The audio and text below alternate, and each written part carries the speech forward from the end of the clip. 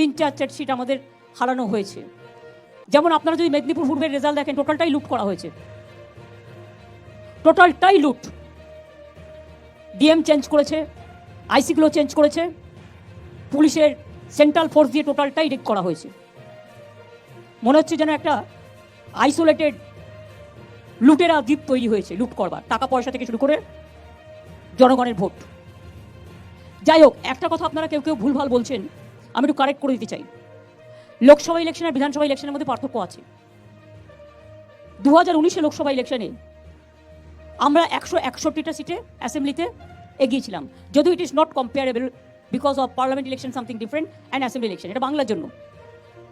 আর BJP এগিয়েছিল কিন্তু 121টা সিটে। এবারে অনেক জায়গায় মিথ্যে কথা বলছে বা খাওয়াচ্ছে, এবং আপনারা সেটা গদগদ করে দেখাচ্ছেন, এখনও লজ্জা হয়নি। এবারে 2024 ইলেকশনে 192টা সিটে আমরা এগিয়ে আসি, যেটা আমরা ছিলাম 19-এ 161টা, 64টা, না আমার কাছে আছে 161টা, আমি রেকর্ড ছাড়া বলবো না। আর বিজেপি এগিয়ে আছে মাত্র 90টা, যেটা আগের বারে ছিল 121টা।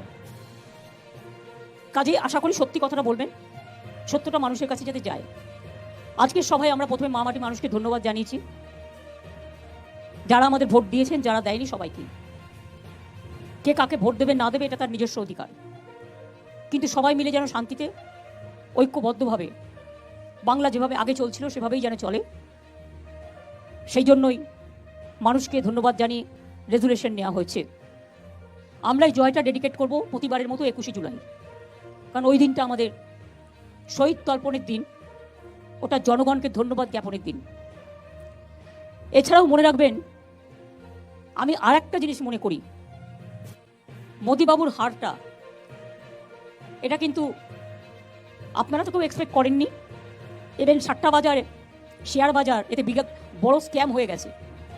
এক্সিট পোলের মধ্যে দিয়ে কখনো বা ইলেকশন ডিক্লেয়ার হওয়ার আগেই আপনারা ইলেকশন ডিক্লেয়ার করে দিয়েছেন।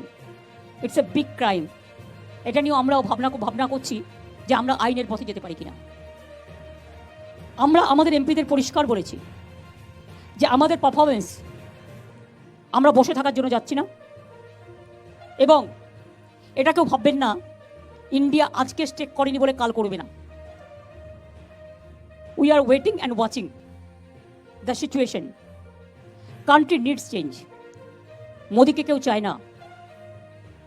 এত বড় হারের পরেও মোদিবাবুর উচিত ছিল এটা অন্য কাউকে ছেড়ে দেওয়া।